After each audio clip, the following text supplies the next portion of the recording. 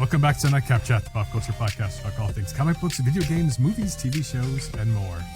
Today, we are talking our favorite Batman villain and our favorite live-action Batman. I'm Blade O'Neill. I'm Ken Brown. And I'm Steve. Steve, thanks for joining us and covering for Lance this week.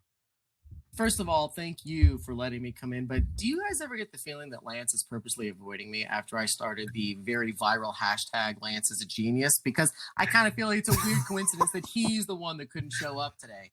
That's true. That's true. He his wife is pregnant, so he is, coincidentally doing that. But that is That is hardly point. An excuse, Blade. That's Stop true. digging. Stop digging your brother out of this one. That's He true. can't be on the same show as me. Then he can't do it. Answer the topics, Lance. Who's the real genius? I think we've got it. And we're gonna see what Lance's response is here. Hopefully next week, maybe in a couple of weeks. That means the next follow-up show is going to be the most anticipated thing to listen to all year. I can't wait to see what happens this. Because when he started the Lance is a Genius episode, he launched right out of a cannon. He was like, hey, welcome to the show. I'm going to tell you straight up I'm the best. It was nauseating to hear. I mean, the ego on this guy was just right out of the gate. Come on, Lance, rein it in a little bit. Oh, gross. Yep. And he said, like, give me a little, before we start recording, it's like, give me a little credit. Like, well, don't worry. Like, I'm going to. I'll give you credit where credit's due. Like, I'm going to be giving myself credit. Don't you worry. This is easy. So see, that's what I joined for, is to stir the pot on this show. You guys, there needs to be more controversy, more angry co-hosts. That's true. And I'm starting that, Lance, right now. I'm pissed. Give me the reasoning. Why are you the genius? I think the only time we've really been angry was after the Dark Phoenix movie. I remember really being on a soapbox for that. Yep, I like that. I remember that one. And I remember that you were most definitely not in the minority. Most people had a very similar response after that came out. Wow. Yeah, it wasn't a very, good movie. I was going to say the opinion wasn't like split. No, and Ken cuts right to the core. No, it was garbage. It was a bad movie. It was a bad film, Steve. Stop beating around the bush. Everyone hated it. You teased me with the Hellfire Club, and I just got Dinner Party with Aliens going through and slaughtering people. I like that. Yeah, exactly. Wow. Yes. The dog. I mean, the dog was the best actor inside of that movie at that moment. It seemed like the Hellfire Club. That the pet dog was the one that got first eaten by the aliens out there. And I was hoping to see Emma Frost, and all I got was some body double pretending to, be someone that's going to come in and take the Phoenix Force away. Jessica Chastain without eyebrows. Yeah. Yes. Oh, yes. It's a dark moment in the Chastain legacy. Uh-huh. Well, maybe she can do something else in the MCU. Maybe. So, I don't know if it was last episode or the episode before. Just real quick, I wanted to follow up on this. Ken, you mentioned one of your customers. Is it Billy Goreski? Am I saying that correctly? He's been published. I'm pretty sure, like Billy Goreski, or I don't want to butcher his name either, because I know I'm probably not on the right side of the pronunciation either, but I'm sure he'll be on here, and we should have him on sometime. That way we could have his feedback on it and the correct pronunciation of his name. So he messaged me the other day, and it went to my message request, so it took me a few days to see it. But he clarified what is the first appearance of Drawn to Comics within comic books here. So the first time it was published was in Robert Kirkman's Die, Die, Die, number 3. But if you're more of a Marvel person, it is the Scotty Young Deadpool number 7/307. And I don't know if you want to call that number 307 or number 7, because Marvel was doing one of those weird things where they numbered it and renumbered it all at the same time. But it's got Santa Claus on the cover. And he also sent me a picture of all of these ones that he was printed on the wall. And it's a really cool picture. I don't know if you guys can see it there, but the wall is just filled with these comics there. It was really cool. So for those of you who want to hunt down something a little fun, especially if you're local to the Phoenix area, those are 2 fun books to hunt down. I already grabbed a variant cover of Deadpool number 7/307/ whatever you want to call it. It's the Conan variant, which is fun. But thank you, Billy, for messaging us that. That is it's seriously cool. Yeah, Billy's an amazing guy. As I said too, we talked about a little bit on the show in the past. This guy's got such a passion for comic books, and his ability for the editors at these different publishers to pick out his letters and publish them means that he really knows the stuff, and that the people out there recognize how much he knows. And I've been mentioned to him, dude, start pitching some stories, because they're starting to know your name now. And they know you know these characters. That's the easiest way to try to at least find out if there's a calling for you to be a comic book writer. And so many writers in the past got their start writing letters to the letters page, the editorial. Then the editors started passing this stuff around, and hey, let's see what this guy's got. Next thing you know, they're writing comic books. So, well, I mean, like, kind of interesting backdoor into writing comics. Absolutely. And you only become a comic book writer, or anything for that matter, is if you try to become a comic book writer. Sure, once in a while people just stumble onto these things, but like, you have to try to do it in order to do it. And it's okay to fail the first time you try, whatever. I mean, look at Todd McFarlane, and Todd McFarlane is very open about that. He would send his art to Marvel and DC and whoever, and then he's posted pictures of his rejection letters and them telling Todd, like, you're not good enough yet. Like, you're not there. And he just tried and tried and tried. And now look at him. Like, he is one of the biggest comic book creators in the industry. Absolutely. It's a really interesting thing, because the other side, not the other side, but the other really iconic tale is, it's been heard a billion times. J.K. Rowling living in her car, getting her rejection letters, and now she is one of the most income-producing authors in the history of the human race. And the people said no to her. But, the other interesting thing to say, you're right. I don't think you just fall into that. This is a very specific, I mean, you have to have heart and an idea and everything. No one just falls into comic book writing or artistry. I mean, artistry, maybe. You could be an artist anywhere doing any kind of work, from pinup work to tattoo work, and get picked up to illustrate somebody's book. But to write the words in the story, that's a hard set goal. You don't really have a deviation plan. That's your jam. Yeah, do it. Go for it. You only can accomplish it if you go for it. No. Yep. Yes. Anyway, enough words of inspiration. Sorry. There. So today we're going to be talking about our favorite Batman villains and our favorite live action Batman. Joker came out. The live action Joker movie with Joaquin Phoenix came out 1 year ago today. The today of the recording on 10/4. And of course, in the DC Comics, we have this 3 Jokers event going on, or War Jokers, or whatever you want to call it. So I thought we'd do little Batman stuff.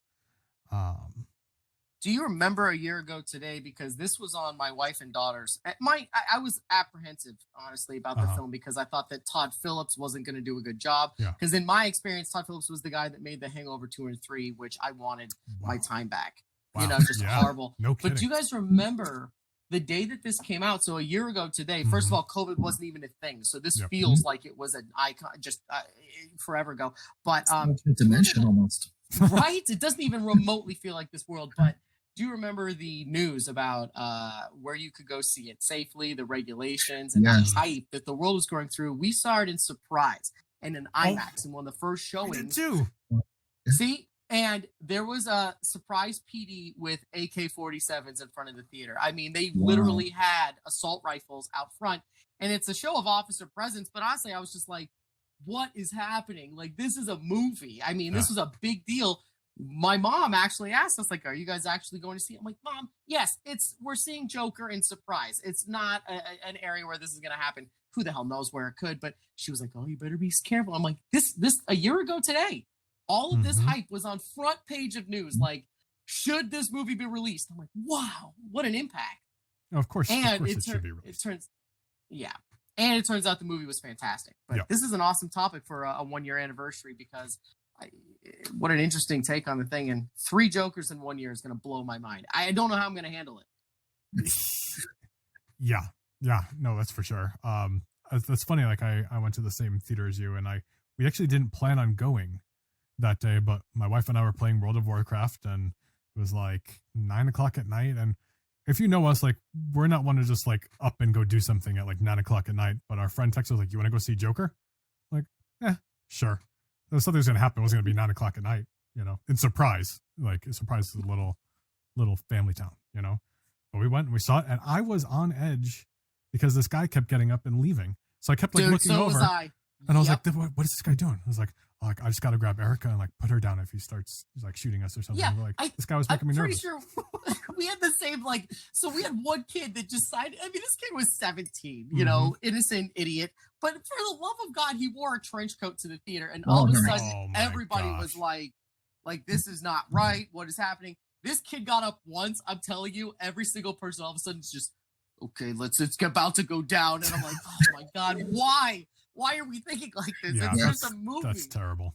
And, and part of it's the media's fault too for just overhyping such an isolated, nonsense. It's sad. I never knew the word incel until the editorials for that movie came out.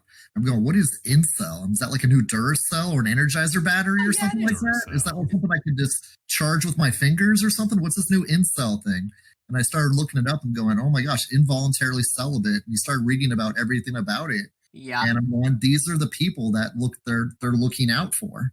And it's kind of crazy. It's like that, really weird. The fact that a group of people celebrate that lifestyle of just wanting chaos is kind of a little bit crazy because they're involuntary celibate. They can't keep a relationship going, and they feel like that society's rejected them, so they want to get back at society. And it's a kind of a weird paradox that the year we're living in right now is. This is like, oh gosh, dude, please don't come and hunt down and bang down my door with pitchforks and flames. But this year of 2020 has had some reflections of what the kind of chaos Joker was hoping for in that movie. And it kind of seems like I was offline. Did you script this to perfectly segue into this topic today? Because I don't know how you stumbled into exactly villains in Batman. You just said it exactly well. You can't kind of help but draw those lines. Crazy. Yeah, Gotham City's been dealing with 2020 since 1939.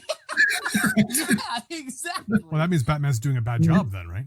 Yeah, get on your game. He's got a whole gang of people trying to help him, so he's not doing everything right, obviously, right? I mean, even one of his Robins is now like a more or less an anti-hero, Red Hood. Yeah. So Batman's not perfect in any way either. Agreed. So Batman is arguably, he has one of the most iconic rogues galleries in comics. So this is a topic that I've been thinking about for a while. And I'm really interested. We didn't talk about this beforehand, so I have no idea what either of you are going to say. But let's start with Steve. Who is your favorite Batman villain? So this is such a cool topic because I feel like Batman has a bigger arsenal of villains than almost any other character in the history of the world, including like James Bond. We were just talking the other day about, is Tom Hardy going to be a good Bond? And I'm like, honestly, all Bonds go back to who the villain was in that movie. And it's very similar to me in Batman. There's a lot of villains that you kind of associate character lines with. So I'm going to tell you, I had my pick down pat, and I was driving back from California today, and Blake gave me the topic. I'm like, good. And I made the mistake of saying it out loud to my wife, who completely changed my mind because I'm easily influenced by beautiful women, and especially ones that have forgotten more about Batman than I have. So I'm going to tell you my amended pick, and I solidify this into the comics and everything, would be Scarecrow. I like the idea of a smart, regular person that can manipulate people with something as ominous as a spray, and then have a plan. And by the way, the idea isn't to kill them, it's to make them terrified. I don't know if there's a more clever sort of background. Sure, there's a Riddler, the guy that writes jokes, blah, blah, blah. But the idea of a regular guy, and more importantly, in my mind, who played him as, what's his name in The Dark Knight?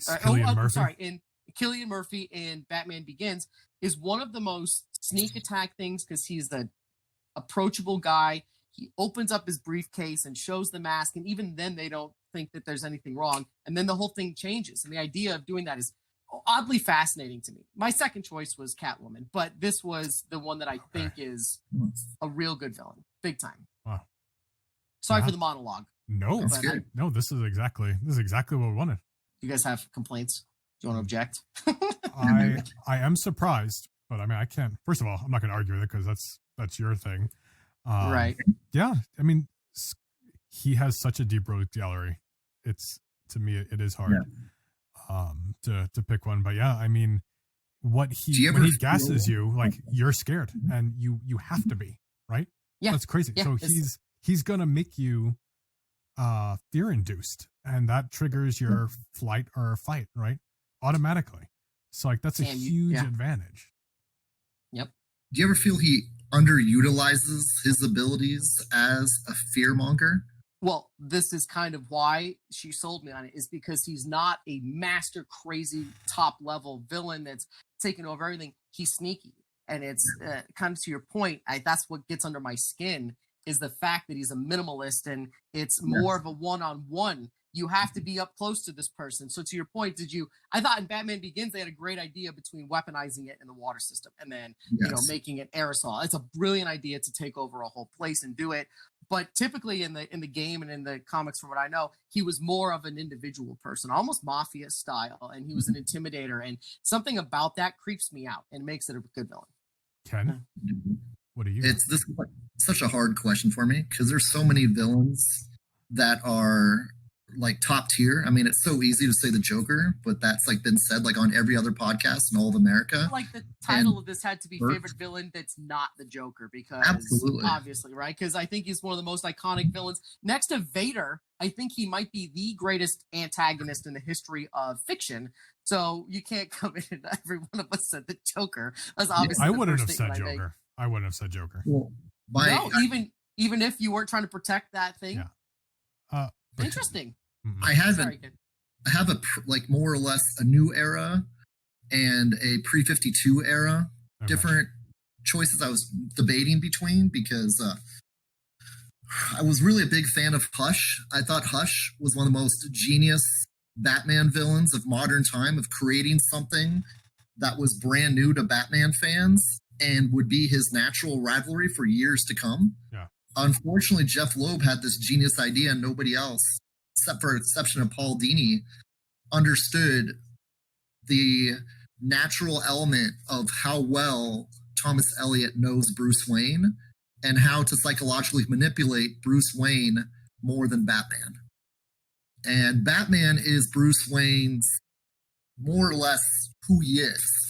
But Bruce Wayne, supposedly the man under the Batman mask. If you kind of get where I'm going with that, definitely. You gotta be Bruce Wayne, because Batman needs an identity that you can never guess will be Batman.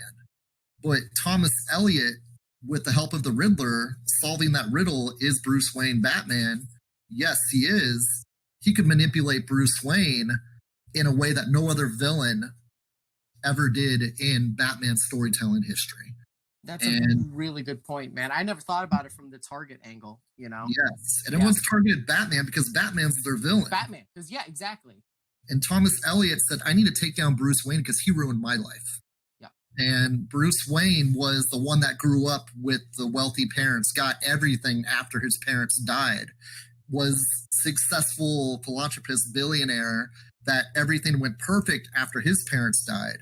And Thomas Elliot tried killing his parents so he could be like a Bruce Wayne, but at his terms, not on the terms that Bruce Wayne lost everything he loved. And he tried more or less, I don't know if you've heard the Hush story of the origin of Thomas Elliot, but he cut the brake lines on his own parents' car and to cause a car accident so he could inherit the fortune of the Elliot family. Unfortunately, the dad died and the mom survived.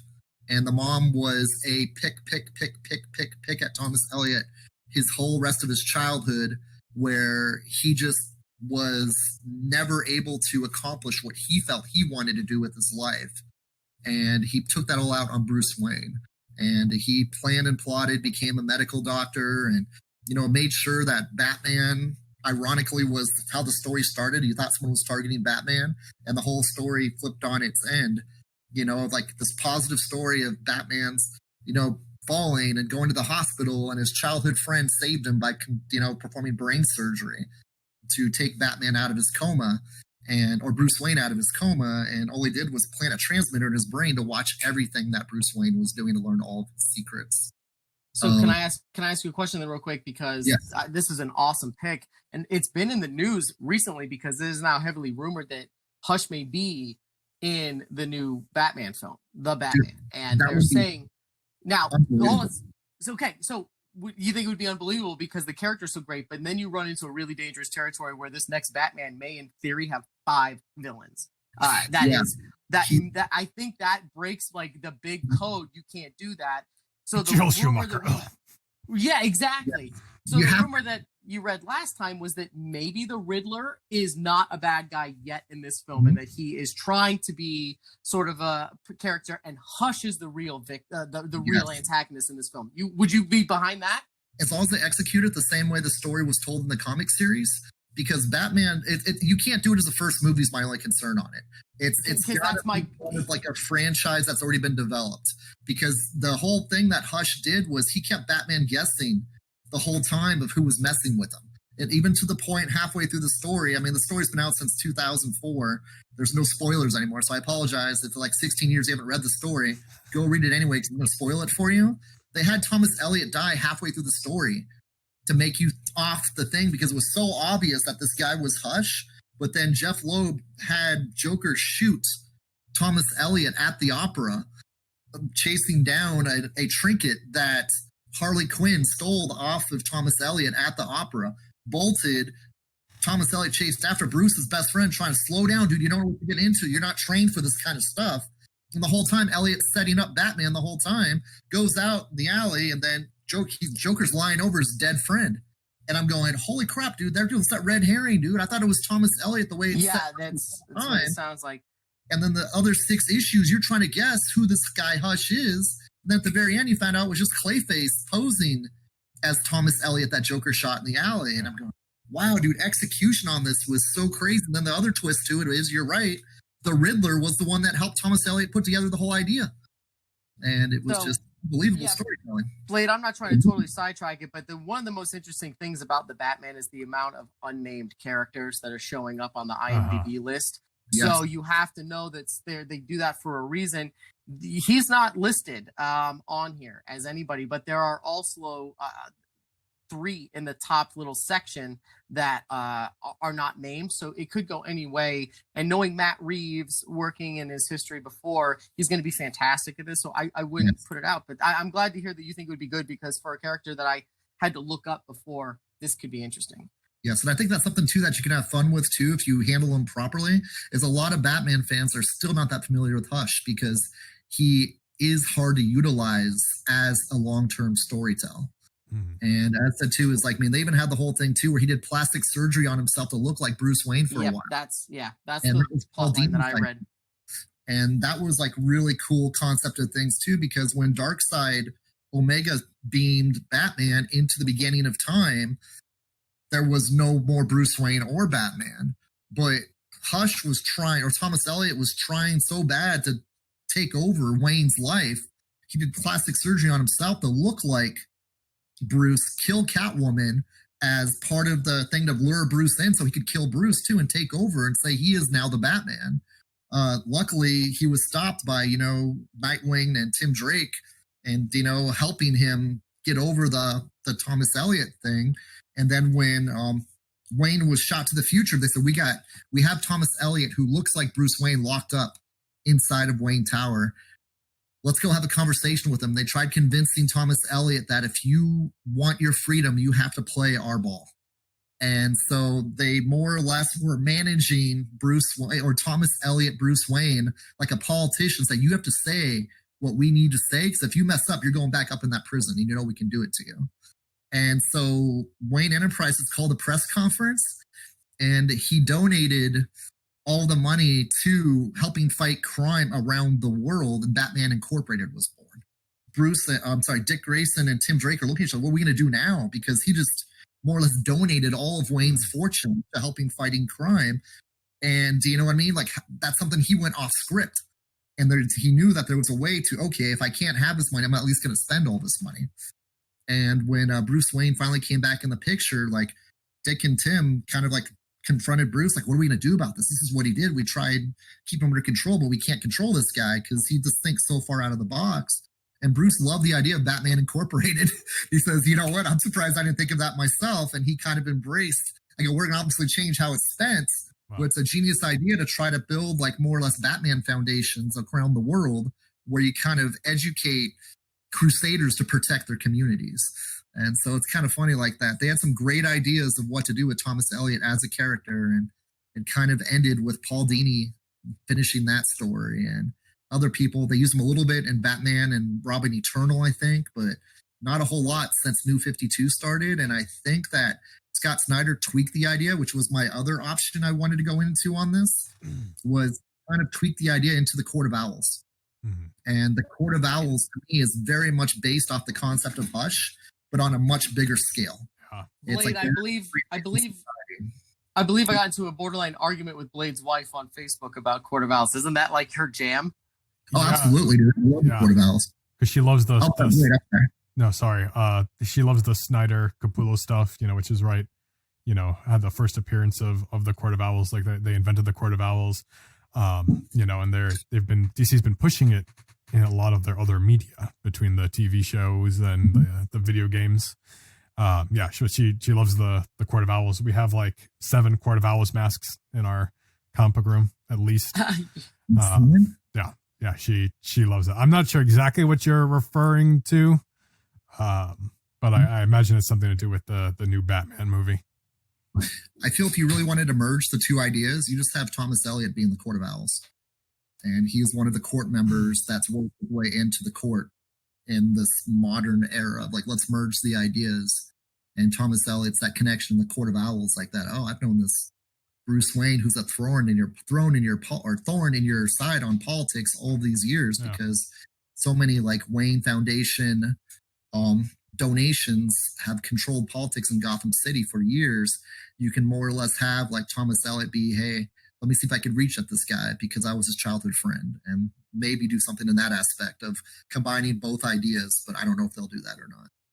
Something very intimate about Hush too, like almost like even more so than the Joker, his obsession with not only Batman but Bruce Wayne, to the fact where he would change his face to be him. Like that's scary.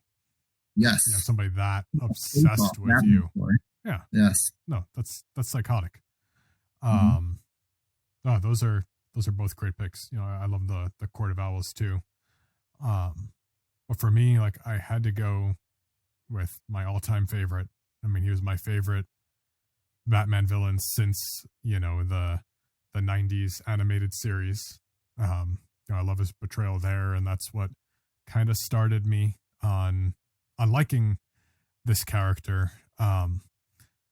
But I mean, besides all of the duality of man symbolism, I think there's just something really scary about like your fate being decided by the flip of a coin, and that's Two-Face. Yes. Gosh, and I wish so much that they did more with Two-Face in the Christopher Nolan movies, because when I found out Aaron Eckhart became Two-Face there, man, like he did a great job. I wish they didn't take it as far as they did with how messed up his face was. Just it was to the point where his muscle was exposed and his cheek. Yes. Like that's going to get infected and you're going to die. And I mean, I love how that's where your mind goes. That's great. I mean, Christopher Nolan's all about this realism. I'm surprised he took it that far and wasn't thinking of like his eyeballs exposed, his muscles exposed. But then we saw, he just died at the end. So it was but he did have a reign of terror. Like he was in it for only a little bit, but his reign was of terror. It lasted. And even though he wasn't there, it lasted into the 3rd film. By the way, that is, I love this is why I could do these BS shows all the time, is hearing your opinion on it is great, because not only do I agree, I also kind of like crazy disagree. Okay. Because I am a Nolan apologist, because I think he is the new Spielberg and he's great. Even though Tenet is not very good, I think that Spielberg had some misses too. Anyway, I remember before The Dark Knight came out, we were fully on board. It was crazy seeing the first pictures of his face with the eyeball all exposed. I was like freaked out. I'm like, this is real. Like, this is insane. But just in one little point, if you're gonna poke holes, in the Nolan film, he just got burnt. He's in the hospital. I don't think that the doctors yet were quite like, let's sew his face shut. He was wrapped up, and then he had to pull off the treatment that he was going through. So not to apologize for him or get his back. I think that was pretty well explained, Blade. Christopher Nolan 1, Blade 0. I'm just joking. I totally see. Sorry, I was trying to be your brother in that moment. Even I can't come off as that. His face was covered. And then I don't know. Yeah, I don't know why he took it off. off. That's right, because he was being a bad patient. Yeah. You went crazy. You're bad patient. That's hilarious. Well, his nurse was the Joker, so how? Exactly. So, I mean, Two-Face is a fascinating character, and also in the film, I have to say, Christopher Nolan's one. They're so good at never saying the name. He's never the Joker. He's never this. They're just bad guys, right? I'm not even positive that Bane ever says his name. Someone else goes, it's what's her name? Marion Cotillard was like, Bane was in my cell and blah, blah, blah. Like it had to come in organically. Well, in the beginning of the movie, when they had all the people with the bags, I was like, where's Bane? Oh, who's Bane? Yeah, and he takes off this thing. Okay, that's in the jet in the intro scene. Okay. Yep. Shot down. Okay, good job. Okay, but anyway, to Two-Face's thing, how great is it in The Dark Knight, that subtle line that he goes, oh, I know what they call me down at MCU. And he goes, we don't use that. We don't use that name. They don't say Two-Face. He's like, I don't know. It's just Harvey Dent. But and I get the chills on my skin right now thinking about that, how cool that line was when, Gary Oldman just looks to the side. He goes, nah, I don't know that name. And it's, he knows. And it's so cool because they don't say it. It's, it's such a great character. Also, it does last. And that franchise Christopher Nolan did once again, I don't mean to kiss more butt to you, Steve, but Christopher Nolan made that trilogy more about the villains than about Batman. 100%. They carried those movies. Yep, absolutely right. Like that was a Harvey Dent tragedy story, not a Batman lost story. See, dude, you nailed it. You're the genius. Hashtag you're the genius today. Because that is exactly right. That's why I kind of assimilate them with Bond again, because you'd have to remember, okay, was that a Sean Connery one or whatever? But really you go, oh no, that's Goldfinger, that's what's his name. The whole point is the villain, and I think that that's what he did so well. Is obviously the protagonist is this troubled person who's rich and tormented, but really the fascinating part is who he's up against, and that's why I feel like this is such an awesome topic, and I'm glad you pointed it out, because Harvey Dent in that one, I know everyone thinks that Ledger is the best Joker ever, and maybe he is. I'm not entirely positive. I was more enamored the entire time with the turn of Harvey Kent because he was heartbreakingly beautiful to watch, and he's such a good actor, and the way that he interacted with what's her name, I forget her name right now. Rachel. Oh God. Yeah, Rachel. The way that they do it, it's just like I couldn't blink. It was so great, and then to see his turn. And then at the end, to make it look like Batman was the bad guy to preserve his goal. I mean, honestly, that's why that film is so good, is they paint this villain who's not even really a villain. He was good the whole time. And that's why this is such a good pick, Blade, because the standard bad guy that's a bad guy the whole time, I don't want to say he's easy to predict because that's not true. You know that they're going to be like that. I love the ones that are manipulative and scary. And Harvey Dent just turns your whole world upside down from trust to fear. I mean, you trusted this person with the future of your city, and now he's literally here to burn you down. It's terrifying. Yep. Great pick. And sorry, go on, Ken. Dude, his conviction and how much Harvey Dent loved Gotham City convinced Bruce Wayne that I can stop being Batman. Yeah, that's exactly right. Hero Harvey Dent was in that movie.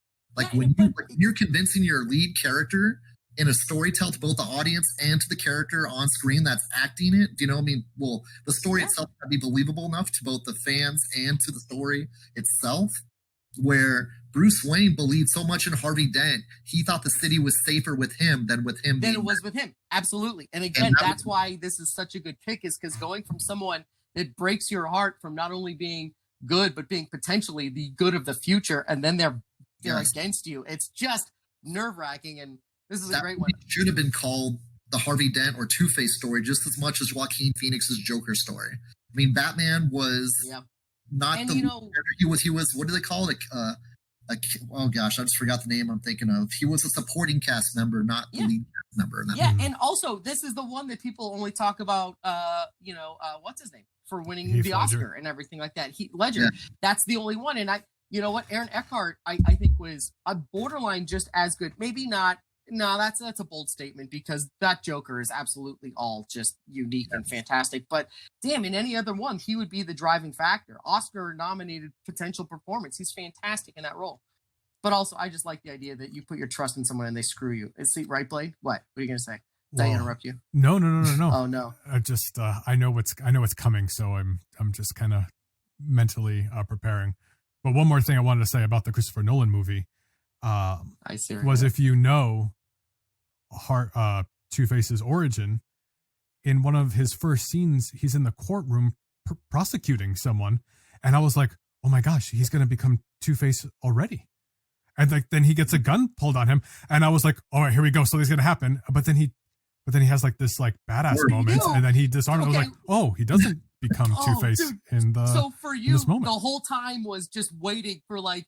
It's Hot Tub Time Machine. Do you remember that stupid movie? The whole time they're trying to figure out how that guy's. You never saw? Okay, no. The guy in the future has no arm, and they go back in time, and every couple of minutes there's some harrowing situation where it looks like he's gonna lose his arm, but he doesn't, and they're like, "Damn it! When does he lose the arm?" So the whole time you're watching Dark Knight, you're just waiting for him to become Two-Face. Because I knew he was Two-Face, and he becomes Two-Face in a courtroom. So that happened. I'm like, and then he gets the gun pulled on him. I'm like, okay, here we go. And then it didn't happen. I was like, oh. Well, you're just but then of course toyed with. Well, but then once he's tied to the thing and the thing's going to explode, I'm like, oh well, here we go. Yeah, his face is going to be lit on fire. To kind of troll the comic book fans in a way. Yeah, it's like that. Yeah. Oh, this is how he becomes Two-Face, but I'm going to take you on a different adventure here. That's exactly my point. Is he's screwing with the smart people like you educated few. He's just picking and toying with you. So now. You said you had to think about it, Blade. I'm apprehensive now. What if I choose the wrong thing for my favorite Batman? Because you have me nervous. There is no wrong thing for you. But you kind of hinted that there was a wrong answer. No, you're gonna give me a hard time. I'm not going to give anyone a hard time. But I know I don't think you guys are going to agree with me when I'm going to say that I think the Nolan movies are overrated. I think Christian Bale was a terrible Batman. He was a worse Bruce Wayne. And I know half of you are throwing your phones across your room as you're listening to this. So great. I love all this. Yeah. And Christian Bale is a fantastic actor. Like don't get me wrong. His acting was fine. I didn't like him I don't like what he did. And to kind of prove my point in my story, like if you listen to Christian Bale's story of auditioning for Batman, he went home to his wife or whatever, and it's like, how did you how was the audition? Like, oh, it's okay. And then he did the Batman voice for her, and she laughed and she said, oh, you're not getting that role. So like, what happened? This is great. I love this list because you say no one's wrong, but you're clearly saying you're wrong if you choose. No, it's just my opinion. Like I enjoyed those movies. Don't get me wrong. Like I didn't hate them. I just I don't care for them films. I do think they're overrated, and Heath Ledger did a great job. This. Heath Ledger is overrated as the Joker too.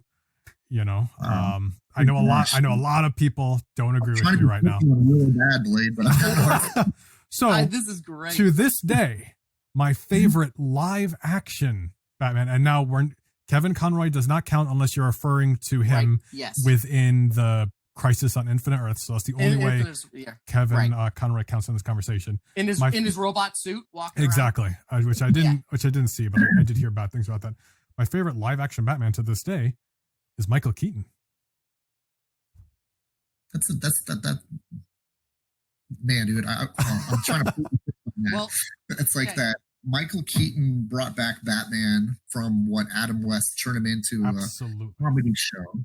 And as much as I like Adam West as a Batman too, because Adam West I felt kind of made Batman what he is today, in a weird way of saying that. I mean, Batman was a comic book, even though they did other TV shows, black and whites back in the 1940s to try to get Batman into the mainstream. But Adam West was the person that I felt really put Batman on the map as a character that transcends comic books. So that's your favorite? No, unfortunately. Oh okay. It's my close second, which is kind of hard saying that because it's so man, dude, it's so hard. As much as I love Adam West, I hate Adam West because he made Batman into a joke. He did. You know what I mean? Well, yeah. I'll be honest. If you had chosen Adam West, that's the most hipster choice of all time because that's exactly. He wasn't Batman. He was a shtick version, and Adam West was a genius at that. But I would, anytime someone would argue this topic, and if you know Batman, I would absolutely have no problem with anyone saying anyone except for him if you're being serious. And if you're not just going for shtick or like the hipster appeal, he's great at what he did, and it was a funny show. It was borderline comedy, not real Batman. So I agree with you there. I'm glad you didn't say Adam West, or else we'd have problems. Yeah, because I mean, I think he had the most impact on Batman as a character to the mass audiences. But to be a true Batman character, man, dude, it's as much as people are going to hate this answer too. I have to say Ben Affleck, the Batfleck. I love that pick. Yeah, wow. You know what I mean? Yeah, he looks like Frank Miller's Batman come to life, and he still sells it as Bruce Wayne, even though, like, man, dude, even though everybody knows Ben Affleck, and it's so hard choosing Ben Affleck as well too, because people say, "Oh, it's Ben Affleck, it's not Bruce Wayne." I go, "No, that was Bruce Wayne. That was not Ben Affleck." Thank you. Ben Affleck actually has got more acting range than a lot of people give him credit for, because he could be the goofy comedian, and he could be the serious drama actor. He could be the cool dad. He's a good actor. That's just the bottom line with Ben Affleck. As much as people troll that man all the time, well, let me just add on there. Role, and he did it. Let me just tag on because I'm going to let you keep going, but you can't deny the fact that he is an Oscar-winning writer and director as well now too. So I mean, he's so underappreciated, and people want to see him as a shtick role or action guy. No way. So, the man loves comic books, so he does his research. Yes, he does. He asked to be Daredevil. Kevin Smith helped get him that role, and you cannot tell me Matt Murdock and Bruce Wayne had similar personalities, even though they were both a Marvel and a DC character in big budget movies. Like, I did not say, "Oh, this is just a recycling of Matt Murdock." No, dude, Matt Murdock is an attorney. Do you know what I mean? He is a superhero, obviously, too. But Bruce Wayne and Matt Murdock, if you had them sit in the same room, they are not the same people, even though people say, "Oh, Daredevil's blind as a bat. He's the Batman of Marvel." It's like, no, dude, that's not the case, dude. I mean, they are totally different people, Bruce Wayne and Matt Murdock.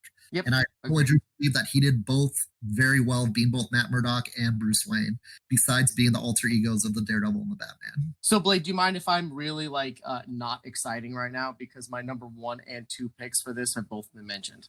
Oh, so, interesting. Yeah, I did not expect that. I did not expect that from you.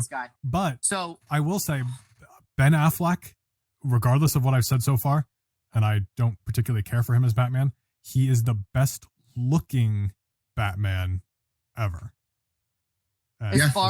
Well, also I do love the way. So, okay, my number 1 pick is Keaton. He's just fantastic. So he's the best. And to say that he brought it into a dark world of comic book stuff like that with the director of Tim Burton going alongside, taking a fraction of the payment, including top billing next to Jack Nicholson as the Joker.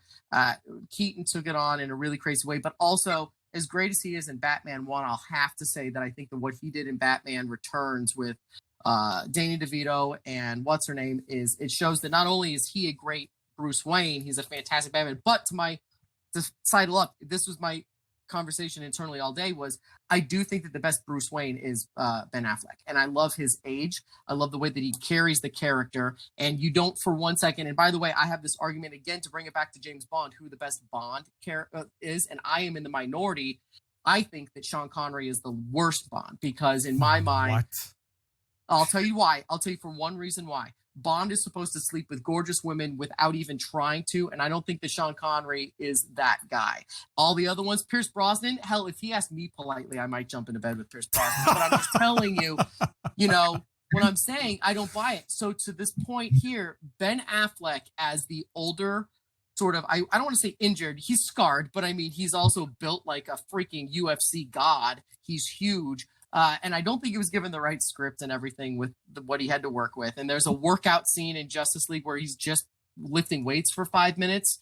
Wait, no, that's Batman versus Superman, where he's just pumping weights with no shirt on. That was absolutely not needed in the film and really dumb. But even when you take that into it, if I'm going to believe that one of you is Bruce Wayne, millionaire, philanthropist, blah blah blah, Batfleck is up there. I love him, except for Keaton. I think Keaton's the whole package. He's the right thing, and he's just absolutely fantastic. And I cannot freaking wait to see him in the next one. Is it Flash, right? He's coming out in the Flash. It's not the Batman, it's the Flash, and he will show up as an aged Bruce Wayne. I'm telling you, he is one of the greatest, I think, physical embodiments of Bruce Wayne I've seen yet, outside of Ben Affleck. Yeah, I mean, that too is like for the longest time, Michael Keaton was easily my A choice. Damien said too, and it's like that. I still agree, like that. It's hard to argue Michael Keaton at all because, as I said too, was like that. That guy was Mr. Mom. Yeah, and cleaning multiplicity. He's multiplicity. I have pizza, Steve. I have pizza in my wallet. I mean, and then he's are you kidding me? He's fantastic. He's got range too, and that's what I'm saying too. The whole thing too, like when he played the Vulture inside Spider-Man. It's like thinking, oh, is he reprising his Batman personality in this movie? He goes, no, it's a totally different character again too, as well. And Michael Keaton, just like Ben Affleck, like they have range in their acting ability. Well, I mean, if you're still on the any viewers or listeners out there that are still on the train of Ben Affleck is not an A-list for multiple reasons, just go watch his film from this year, The Way Back. It's borderline a personal story, but he's fantastic. He is a brilliant actor. So, no, I think that the way he embodied it, and I love the line. Which one is it? Is it Batman versus Superman? Because I've seen that more. It's got to be where he sees Wonder Woman walk by and he goes, "Pretty girl." Like the way that he says it in that scene with the suit and the Lamborghini and all that stuff. I'm like, that's exactly what I think Bruce Wayne is like. Super calm and chill and collected. And he's just, what's the line from Tommy Boy? He could sell a ketchup popsicle to a woman in white gloves. Like you have to be able to believe what he is. And you said the question was Batman. If you're going to say who's the best Bruce Wayne, I might say Batfleck. I really might. But as far as it goes, Keaton's got kind of all of it wrapped up. Absolutely. And for me, I mean, you know, this movie's been around almost my entire life, you know, really. And, you know, you go from, you're going to tell your friends about me. I'm Batman. You know, and then like he puts on this whole other disposition for Bruce Wayne. Like I don't want to say innocent, but like it's very different, you know. Like he really separates them, you know. Innocent's not a bad term. Innocent kind of is. I mean, you're not wrong. And I will just tag on one last thing, Blaine. I know I ramble, so I'm going to take it quick. I am level 10 shot out of cannon about what's his name being the new Batman because I think that he is so underappreciated. Now, I'm a cine snob. And I see arty films. I've seen almost everything he's done from the super low budget independent crap. And I know that he has range. I think he is going to impress everybody. And I think he was I want to do this right now with you, Steve. Let's go. After you disagree. I 100% disagree with you. And I want to put it out. I want to put it out there right now. All right, let's do it. We're going to follow up after Ben Affleck's movie. I mean, not Ben Affleck. After Robert Pattinson's movie come out, I think he is going to fail and fall on his face in this role. Oh, my God. And I cannot believe this conversation is happening. This is going to be great. You are never going to be able to eat as much crow as you will when this is done. You know what? I hope so. I know. This is why everyone is like, oh, I hate this person. I'm like, yeah, but you want them to be good. I know you want to be surprised, but I'm telling you, you're wrong. I don't want him to be bad, of course. You're predicting him to be bad. I'm predicting him to be bad. And I mean, there's several reasons behind it. Admittedly, can you give me one good one? I can give you one good one. And I don't want to, this is going to sound very, very negative. So hope all of you excuse my little rant here, because this is going to be a rant. And you have heard me say part of this before, but there's a little more, to it. Ken, you have a heart out in 7 minutes. Are we going to make it? Because I don't know what I just touched on to. All right, let's do it. I think it is 1000% unacceptable for him. He is an actor. He is paid to follow a workout routine and a diet. And for him to not follow that and talk to himself like, oh, I didn't want to set a bad precedent, blah, blah, blah. Like, shut up. Like, you're getting paid to do this. You're not setting an unhealthy expectation for men by not working out and eating healthy. Like, give me a break. Chadwick Boseman had stage 3 and 4 terminal cancer, okay, and he was doing his workout routine and eating his diet, and he looked great when he did it. So I don't want to hear it from Robert Pattinson that he didn't want to set an unrealistic expectation. Give me a break. That is unacceptable. And what's also unacceptable? You know what's also unacceptable? My opinion. Excuse my language. Side with you. No, I side with you. What the hell? No, I think he's a great actor, but I think as a great actor, he's going to do good. But damn, that's frustrating to hear. I do remember when that was when that was a topic on the news. Mm-hmm. It was a little disheartening to know that all of these people do that. But I believe he was one of the first male people that kind of made that point. Usually, guys are like, "You need me to gain 150 pounds, Christian Bale. You need me to lose 150 pounds, Christian Bale." You just do it and you look forward to the challenge. And I remember that this was a topic that was brought up. And I do remember this is dated. This was right when they announced him. Yeah. And not far after. You're right. Yeah. It's a little disheartening as a person. Again, I'm not vouching for the man. I'm vouching for the character. And I think that he's going to do a good job. That's fine. Honestly, Tobey Maguire, though. We need to talk more about him, Blade, because you and I are on the same page when it comes to Toby. He's garbage. Overrated. Oh, he's the worst. You talk about the bad guys made the movies. Like, that's what the Tobey Maguire movies were. Look, you had William Dafoe was the Green Goblin. Awesome. Regardless of his costume, he was awesome. You had, is it Anthony Molina as Doc Ock? And Alfred Molina? Alfred Molina. Thank you. Anthony Molina is another person. Yeah. Yeah, that's a Facebook friend. So sorry, Anthony. free plug. Thumbs up. Yeah, Alfred Molina as Doc Ock. He was incredible. Like Spider-Man 2 was the best Spider-Man because of him. Yes. Up until the last Spider-Man, of course. But yeah, it was the villains that made it. And why does Spider-Man 3 suck? I mean, you had Eric from this. You had Eric. Yes. Besides Tobey Maguire, you had Eric from the '70s show playing Batman. I mean, Batman. Venom. Playing Venom. Yeah. Batman. I got Batman on the brain. And you know what? What's his face as Sandman was pretty good. So the rest of them just brought that down. Yeah. So in spite of Thomas Hayden Church being a really good, Sandman. You feel bad for him, kind of Sandman, and he looks just like him. I'll say that too. They just recast Jamie Lee Fox to be Electro again. So at this point, he could come back. Electro. Who the hell knows where this is going to be insane. But hey, Ken, do you like how I really sidetracked this whole show? I mean, there's a couple of key words with Blade. If you bring up Tobey Maguire, now apparently add one more to the list and add up Robert Pattinson. Holy hell.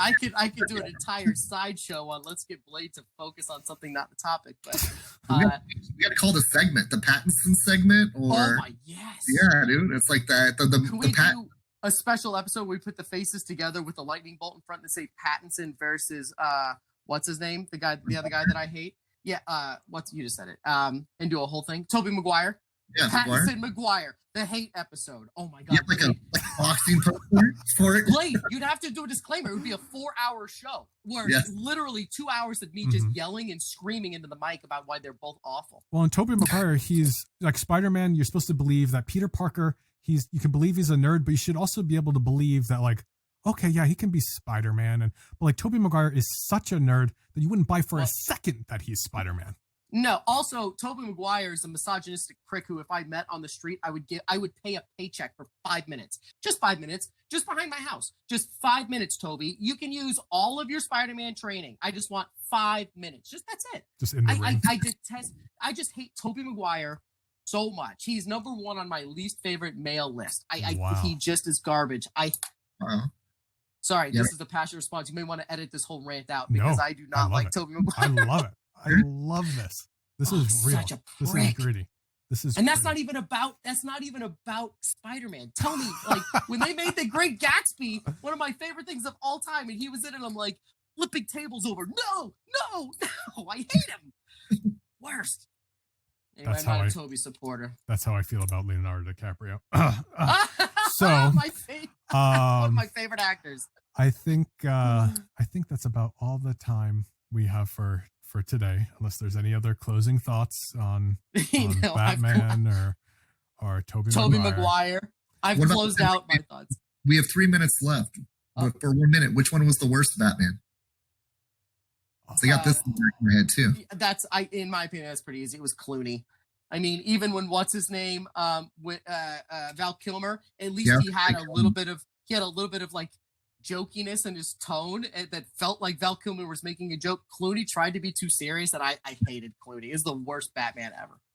Yeah, I think I have to go with George Clooney. Just, I mean, even Val Kilmer, just because he looked better in the cowl, but just Clooney was just, yeah. Oh. And am I wrong? Isn't Clooney the one with the nipples, right? I think so. So it didn't go in his favor that he had nipples. No, not at all. What about you, Ken? Ken? Yeah, I just say Val Kilmer. Just whatever reason, I had no belief whatsoever that he was insane at all. I mean, we're I had the same 4-year period of hating the same people that networks. Those just, I don't know, with what Tim Burton and Michael Keaton established of Batman being legitimately awesome movies, to what Joel Schumacher did with those last two was it turned it into like, let's do a hybrid of the 60s Batman and Burton Batman. That's a good way of putting it. It kind of is a hybrid of the shtick joke with the new modern. Hey, by the way, do you know that really Joel Schumacher didn't make it? Tobey Maguire is the director of those. Oh. So that's where the hatred should now, be Ken, that. Tell me, Ken, now how do you feel about Joel Schumacher? I mean, his pseudonym. Oh, man. Dude, damn Joel Schumacher. Yeah, I always hated you, but now I just hate Tobey Maguire. But it was such a great franchise. I felt like Joel just totally derailed any success the Batman movies had. And it was just that's such a weird shift. It's like Joel Schumacher almost ruined the Batman franchise. Luckily, Christopher Nolan, I felt, brought it back, which was the beauty of Christopher Nolan and making the focus on the villains and not the joke that Batman was made of by Joel Schumacher. But pow, wham. It takes a lot to derail not only a franchise, but I mean, there was a lull in like superhero movies there. Oh yeah, you know, afraid of it. And people were afraid of Batman too.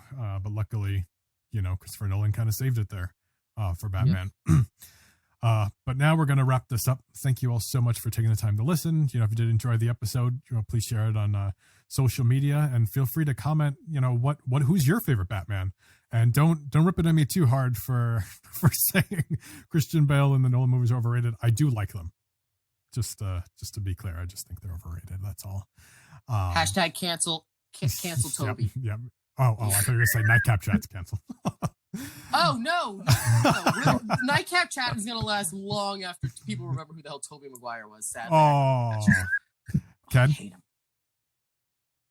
So, yeah, dude, thanks you guys for checking in with us again. It's Ken at Drawn to Comics. Find me on Instagram, Twitter, Facebook, and on drawntocomics.com. And, of course, our brick and mortar store. You'll see me hanging around there, too, in downtown Glendale, Arizona. Thanks for listening, you guys. I'm Steve. I run Nightcap Chat. My brother is lame. And subscribe, and we'll see you next time. Thank you all so much for taking the time to listen. We love you. Be safe. You'll find some links, Steve's Callback with Steve in the description of this episode. And we will catch you all next week.